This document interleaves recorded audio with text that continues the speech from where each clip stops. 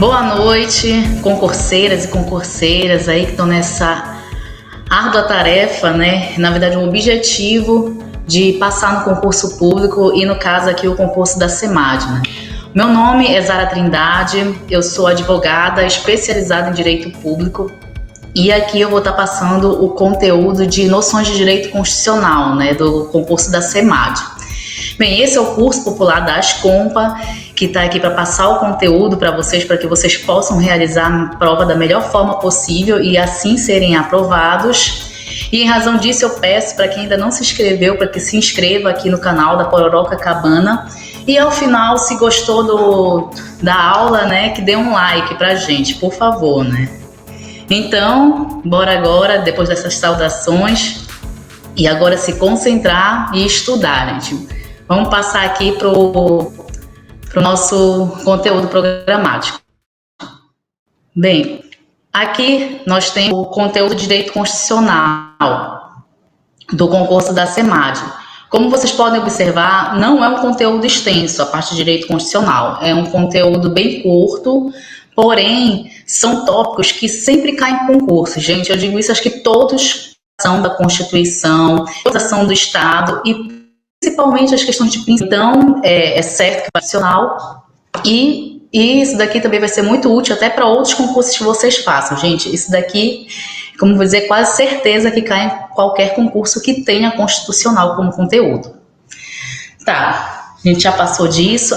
Gostaria de ressaltar também, gente, caso alguém tenha alguma dúvida da aula ou queira esclarecimentos, outros esclarecimentos, pode mandar essa dúvida, esse pedido de esclarecimentos para o meu e-mail, tá? Que tá bem aí, zaradv@gmail.com. Então vamos partir para o primeiro tópico do conteúdo, né? Que é Constituição, conceito e classificação. Bem, se a gente está falando de conceito de Constituição, óbvio que é importante a gente saber um conceito, né? Ter um conceito. Claro que aqui o que vai importar para a prova de vocês é o conceito dos doutrinadores, né? Aqueles conceitos que estão mais aclamados pela doutrina, pela jurisprudência, que sempre caem em provas de concurso. Mas é importante que vocês tenham uma ideia do que é a Constituição, né? Que vocês tenham um conceito, que vocês possam compreender o que é a Constituição. Então, o que é a Constituição? A Constituição é um sistema unitário e harmônico de normas jurídicas que cria o Estado.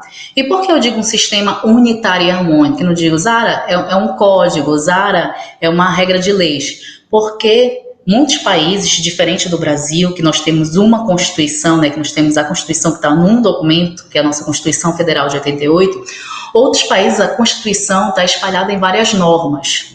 Então, é por isso que a gente não diz que é um documento a Constituição, mas sim que ela é um sistema unitário e harmônico de normas jurídicas, porque podem ser várias normas jurídicas que vão criar o Estado, né, que vão estruturar o Estado.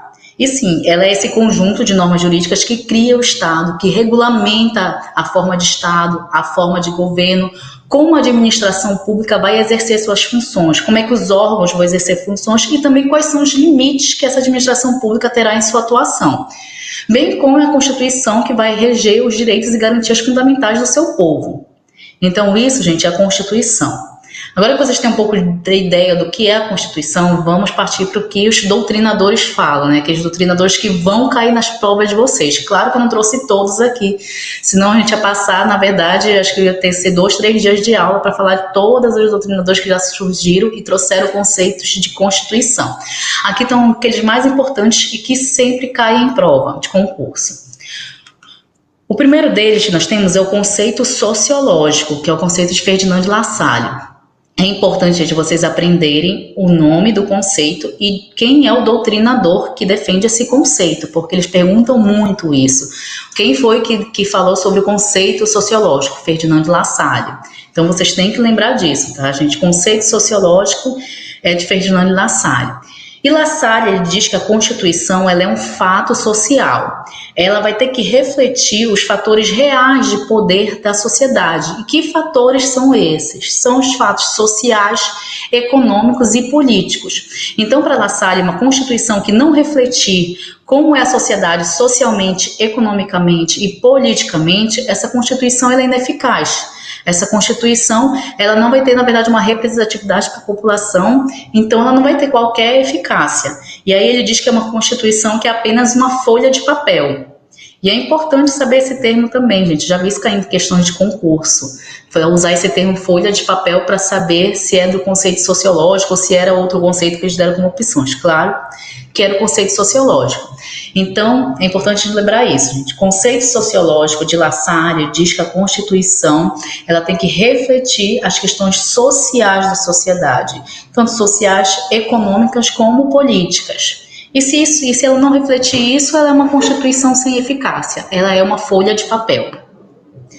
Depois do conceito sociológico, nós temos o conceito jurídico de Conrad Hesse. Para o Hesse, a Constituição ela tem uma força normativa muito forte. Na verdade, é ela que predetermina os atos da sociedade, os comportamentos do povo, né, dessa nação. Então, como é ela que estrutura o Estado, ela que cria os serviços públicos, ela que vai organizar o Estado, então é ela que predetermina o comportamento das pessoas. A gente vê que é diferente do que diz Lassalle, né? Lassalle diz que a Constituição tem que refletir o que a sociedade diz. E para que Hesse, a Constituição, ela na verdade vai determinar como é que vai ser a sociedade. Então ela tem autonomia em relação aos fatos sociais, econômicos e políticos daquela sociedade, porque é ela que vai criar o Estado. Quem defende o conceito jurídico também é Hans Kelsen. Bem, Kelsen, ele foi aquele doutrinador que trouxe a cientificidade ao direito. No seu livro, acho que a maioria até conhece, né, já ouviu falar, ou pelo menos já ouviu falar, né, quem está estudando há algum tempo em concurso, sobre o seu livro da Teoria Pura do Direito, onde ele diz que o direito ele é independente das outras disciplinas, ele não tem relação com as outras disciplinas. Não que as outras disciplinas não sejam importantes para o direito, claro que são importantes para o estudo do direito, mas o direito não depende delas para existir. Bem, isso daí não é parte do conteúdo, mas é importante vocês conhecerem um pouco, porque Kelsen é um dos mais falados dos doutrinadores da área jurídica. Então, Kelsen também defende o conceito jurídico de que a Constituição é ela que determina a forma de agir das pessoas. E ele divide esse conceito em dois sentidos. O primeiro dele é o sentido lógico-jurídico. Para ele, a Constituição ela é uma norma fundamental hipotética. O que ele quer dizer com isso? É que ela é uma norma, na verdade, ela existe como uma norma, inclusive não escrita, essa norma é como se fosse uma norma não escrita, onde todos sabem que tem que obedecer à lei. Todos sabem que tem que obedecer à Constituição. Então, ela é uma norma fundamental para todos os fatos da vida e por isso todo mundo sabe que tem que respeitá-la. Para explicar melhor isso, o próprio Kelsen, né, usa o exemplo da Bíblia. A Bíblia, as pessoas, elas respeitam a Bíblia, né, pelas questões religiosas dela, mas respeitam a Bíblia, que é um documento lá escrito, então também uma folha de papel com algumas normas, com alguns escritos. E por que as pessoas respeitam a Bíblia? Porque elas sabem que existe uma norma fundamental maior ali, que elas precisam respeitar a Bíblia, então por isso elas respeitam a Bíblia. Seria o mesmo caso da Constituição. O povo sabe que essa é a norma suprema, que eles precisam respeitar a Constituição, então vão a respeitar. É uma norma que eles têm que obedecer. E além desse sentido lógico-jurídico, que é como uma norma hipotética fundamental que vai reger todo o Estado, temos o sentido jurídico positivo, que diz que a Constituição ela é uma norma suprema, é uma norma superior em relação às outras. Todas as demais normas têm que respeitar a Constituição. E é daí que vem a famosa pirâmide de Kelsen, onde a Constituição ela está no topo, ela está bem lá no topo da pirâmide, lá em cima, e as demais normas que vierem durante a pirâmide, as bases delas têm que respeitar a Constituição. Por exemplo, abaixo da Constituição nós temos as emendas constitucionais. As emendas constitucionais, para existirem, elas têm que respeitar a Constituição. Abaixo das emendas, as leis ordinárias. As leis ordinárias têm que respeitar as emendas constitucionais e a Constituição. Vêm os atos normativos dos órgãos públicos. Esses atos, eles têm que respeitar as leis, tem que respeitar as emendas e tem que respeitar a Constituição. Então, a Constituição é a norma suprema que vai dar validade para todas as demais normas. É por isso que ela está lá no topo. E depois do conceito jurídico de Kelsen, nós temos o conceito político de Carl Schmitt. Bem, Schmitt, ele diz que a Constituição ela é resultado das decisões das forças políticas mais importantes da sociedade. E, claro, o que são essas forças políticas importantes da sociedade? Por exemplo, são os sindicatos, né? Os sindicatos, eles têm uma força política muito forte quando se trata dos direitos dos trabalhadores, né? Quando trata de garantir e também de buscar o direito dos trabalhadores. Então, essa força política, ela vai influenciar a Constituição. A Constituição, ela vai ser parte dessas decisões políticas, por exemplo, dos sindicatos, dos direitos dos trabalhadores. Com certeza, a nossa Constituição de 88 e até mesmo as emendas que tiveram posteriormente é reflexo de lutas sindicais, né, de debate dos sindicatos. Além, claro, dos sindicatos, outro exemplo é as mulheres. As mulheres também possuem uma força política muito forte quando se trata de buscar os direitos e também de garantir os direitos que as mulheres têm. Por exemplo, os direitos de igualdade no trabalho, né? É por isso até que a nossa Constituição, ela ressalta bastante essa questão da igualdade entre gêneros. Então, isso é um reflexo das decisões das forças políticas das mulheres. E isso, claro, gente, existem vários outros grupos com forças políticas. As empresas têm sua força política, os indígenas têm sua força política. Então, para Smith, a Constituição, ela é resultado das decisões dessas forças políticas. E o Smith também, ele traz a divisão de conceitos de Constituição, porque ele diz assim, que existem normas que são de matérias constitucionais e existem normas que estão na Constituição, mas não tratam de matérias constitucionais. Então, ele diz assim, é Constituição aquelas normas que são matérias constitucionais, ou seja, aquelas normas que têm relação com a estrutura do Estado, com os direitos e garantias fundamentais. Então, essas normas são Constituição. Já aquelas normas que estão na Constituição, mas não têm matéria constitucional, ele chama de leis constitucionais. Um exemplo disso é o artigo 242, parágrafo 2º da nossa Constituição, que diz que o Colégio Dom Pedro II pertence à esfera federal. Isso não é uma matéria constitucional, né? Essa norma poderia muito bem vir numa lei infraconstitucional que teria a mesma eficácia, mas ela está na Constituição, então seria uma lei constitucional, conforme Smith explica, né? Constituição são as normas de matéria constitucional, ou seja, aquelas que cuidam da estrutura do Estado, que cuidam dos direitos e garantias fundamentais do povo, e leis constitucionais são aquelas matérias que estão na Constituição, mas não são matérias constitucionais. Só tomar um pouco de água, gente. Senão a voz começa a falhar mais ainda. Bem, depois do conceito político, nós temos o conceito culturalista de Meirelles Teixeira. Bem, Teixeira, ele defende que a cultura, ou que a Constituição é um reflexo da cultura. E o que é a cultura de um povo, né? É a nossa linguagem, é a nossa religião, são os nossos festejos, os nossos valores. Várias coisas podem considerar como que identificam a cultura de um povo. Então, ela é uma criação, a Constituição é uma criação do próprio ser humano. Ela recebe influências diretas da comunidade, né, da sociedade. Mas, ao mesmo tempo, ela possui força normativa de conduzir o Estado, né? Ela tem esse poder imperativo de conduzir o Estado, a Constituição. Também de regular a própria questão das culturas. Por exemplo, o Brasil, a nossa Constituição diz que o Brasil é um país laico, ou seja, é um país que não tem uma religião oficial.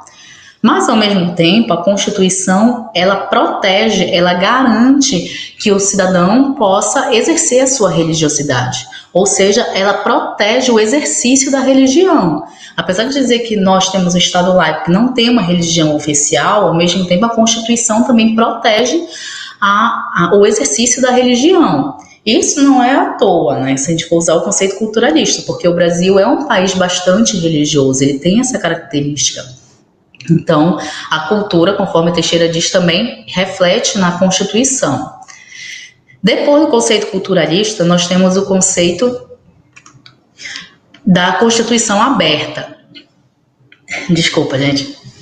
Esse conceito de Peter Aberle, eu acho que é assim que se pronuncia, né, Peter Haberle, ele diz que a Constituição ela tem que ser aberta, ela precisa ser mutável, ela tem que ser modificada, ela tem que ser atualizada. Então não pode haver uma Constituição imutável. A Constituição ela precisa de transformação, ela precisa sempre que o legislador esteja atualizando. Então esse é o conceito de Constituição aberta. Ela não pode ser fechada, ela não pode ser imutável. Então, ela tem que ser aberta, ela precisa ser transformada. Depois do conceito de Constituição aberta, gente, nós temos o conceito da Constituição simbólica, de Marcelo Neves. Marcelo Neves, ele diz assim que, apesar de haver um excesso de normas constitucionais, e isso ele fala principalmente se referindo à nossa Constituição, que tem muitas normas, mas essas normas, inclusive muitas vezes repetitivas, e também muitas vezes que não possuem uma aplicabilidade real na sociedade, mas essas normas são importantes de estarem lá e estar em excesso, porque é esse excesso que vai fazer com que a comunidade, né, com que a sociedade, ela entenda e absorva os valores que essa Constituição quer passar. Por exemplo, o artigo 5º, inciso 1º da Constituição diz que homem e mulheres são iguais em direitos e obrigações. Isso diz no inciso 1º, mas no caput do artigo 5º ele já traz todos são iguais perante a lei. Se o caput já diz que todos são iguais, é óbvio que homens e mulheres são iguais perante a lei, né? São iguais em direitos e obrigações. Mas é importante trazer essas normas, é importante repetir essas normas para que as pessoas entendam que de fato são iguais. Que quando fala todos, é todos, inclusive homens e mulheres. Claro que isso é um reflexo da grande desigualdade que se tinha e ainda tem, né, entre homens e mulheres. Então é por isso que é importante a Constituição ressaltar isso. Apesar dela já ter dito de forma genérica todos são iguais, é importante também que ela especifique. Homens e mulheres são iguais perante essa lei, têm os mesmos direitos e obrigações. Então, para Marcelo Neves, a Constituição é simbólica por causa disso, por causa dos seus excessos de normas que muitas vezes nem têm aplicabilidade de fato na sociedade, mas são como os símbolos para a sociedade perceber os valores que elas precisam absorver. Por fim, gente, a gente tem um conceito de Constituição material e Constituição formal. Constituição material é aquelas normas, todas as normas que possuem conteúdo constitucional, independente de estarem ou não na Constituição. Por exemplo, o Estatuto da Criança e do Adolescente, ele traz direitos e garantias fundamentais para a criança e o adolescente. E quando a gente fala de direitos fundamentais, a gente está falando de normas constitucionais. Então, apesar de ser um conteúdo que está fora da Constituição, materialmente é um conteúdo constitucional. E é aí que se chama de Constituição material. Claro, além das próprias matérias constitucionais que estão na Constituição. E Constituição formal é tudo aquilo que integra o texto constitucional, tudo aquilo que realmente está no texto, por exemplo, da nossa Constituição Federal de 88. E quais são esses? São os 250 artigos que estão na Constituição, são os atos das disposições transitórias, que é um textinho, é tipo como se fosse um anexo à Constituição, que está logo depois da Constituição. Quando acaba a Constituição, a gente vê os atos das disposições transitórias, são as emendas constitucionais, né?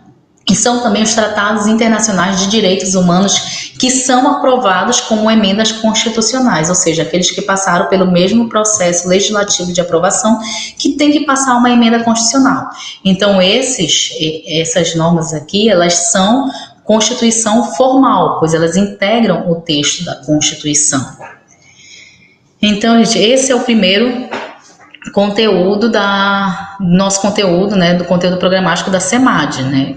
Conceito de Constituição. E para a gente absorver melhor isso, para vocês verem que não é um bicho de 7 cabeças, que às vezes cai de forma muito simples, e a gente estudando um pouco consegue resolver as questões, eu trouxe aqui 2 questões. A primeira delas, gente, é uma questão inclusive do concurso da OCP de 2018 da FUNPAPA. Diz assim o comando da questão: o conceito de Constituição como a somatória dos fatores reais de poder dentro de uma sociedade relaciona-se com qual concepção de Constituição? Gente, lembre, fatores reais de poder. Fatores reais de poder são quais? São quais fatores reais de poder? São os fatos sociais, econômicos e políticos. E quem é que diz que os fatos sociais refletem na Constituição? O La Salle, do conceito sociológico de Constituição. O La Salle é que diz que a Constituição reflete os fatores reais do poder. Então vamos para o comando das questões. O primeiro, sentido político. O sentido político, quem fala de sentido político é Carl Schmitt, né? Tem relação com os fatores reais do poder. Sentido sociológico, a gente já viu que é esse o sentido sociológico. Sentido jurídico, quem fala é o Conrad Hessel e Hans Kelsen, né? E o sentido culturalista, o Meirelles Teixeira. Sentido democrático nem vimos aqui, né? Nem é uma parte de conceituação da Constituição. Então, nossa resposta correta vai ser o sentido sociológico da Constituição. É esse que reflete os fatores reais do poder, que é de La Salle, né? Lembrem sempre quem é o doutrinador. A outra questão é do ano de 2019, do concurso da Prefeitura do Planalto da Serra, de Mato Grosso, né? Inclusive um concurso para procurador jurídico, para vocês verem como esse conceito não é essa disciplina não é um bicho de 7 cabeças, inclusive cai em provas de procuradores e não é difícil de responder, como a gente vai ver agora. Diz assim o comando da questão. Dessa maneira, 2 são os sentidos da Constituição. O sentido jurídico positivo, Constituição é a lei mais importante do ordenamento jurídico de um país, sendo pressuposto de validade de todas as leis. E B, sentido lógico jurídico, uma norma supraconstitucional pré-constituída, não escrita e cujo único mandamento é obedeça à Constituição. É um trecho tirado, né, do livro de Direito Constitucional de Nunes Júnior. Bem, aqui, não sei se vocês recordam, né, mas a gente falou quem é que trouxe esses sentidos, jurídico positivo e lógico jurídico. Foi Hans Kelsen, quando fala do conceito jurídico da Constituição. Então, bora ver aqui quais são os itens que nós temos para responder. O primeiro, a letra A Constituição como processo político de Peter Aberle. Bem, a gente viu que Peter Aberle fala da Constituição aberta, né? Ele traz aquele conceito de que a Constituição tem que ser mutável, que ela precisa ser transformada, que ela precisa ser atualizada. Não tem a ver com questão de um processo político. B, a concepção culturalista de Conrad Hessel. Bem, a gente viu que Conrad Hessel também defende a conceituação jurídica da Constituição, onde ele diz que a Constituição ela tem um poder normativo muito forte, que é ela que predetermina os atos da sua população. Então, ela não é influenciada pelos fatos sociais do povo. Na verdade, é ela que influencia eles. Então, não é concepção culturalista, é Meirelles Teixeira, não Conrad Hessel. Concepção jurídica de Hans Kelsen. Foi o que a gente viu, é a concepção jurídica de Hans Kelsen. Então, a resposta certa é a letra C. Mas bora ver a letra D. A D diz a concepção política de Carl Schmitt. Tá certo que a concepção política é de Carl Schmitt, mas ela não tem relação com o texto apresentado no comando, né? O texto apresentado no comando é a concepção jurídica. A concepção do política do Carl Schmitt diz que os fatores, as forças políticas mais importantes da sociedade é que vão influenciar o texto constitucional, né? Que vão influenciar a Constituição. Então é isso, gente. Eu trouxe essas 2 questãozinhas para vocês entenderem melhor, mas é muito importante que vocês exercitem. Vocês podem dar mais uma lida, acho que vai ficar disponível esse slide para vocês. Se não ficar, vocês podem me mandar lá para o e-mail, eu envio para vocês. Aí deem mais uma lida, podem dar mais uma lida e aí resolvam o exercício, gente. O principal beneficiador de vocês de um concurso para realizar as provas vai ser responder exercício, resolver exercícios. Claro que é importante estar a parte doutrinária, conceitual, mas leiam isso e resolvam. Então fica aqui a tarefa, por exemplo, para vocês hoje resolverem 10 exercícios sobre esse tema, tá? Para nossa próxima aula. Aí vocês já vão estar bem com esse conteúdo e vão poder pegar o próximo, que é a classificação das constituições, que, ao meu ver, é uma parte mais chata até que tem das disciplinas constitucionais, é essa, que acaba sendo muito decoreba. Então, quem é bom para decorar vai sair bem, mas quem não é bom também para decorar, vai poder aprender e entender um pouco como é que são essas classificações. Então é isso, gente. Boa noite e a gente se vê na próxima aula.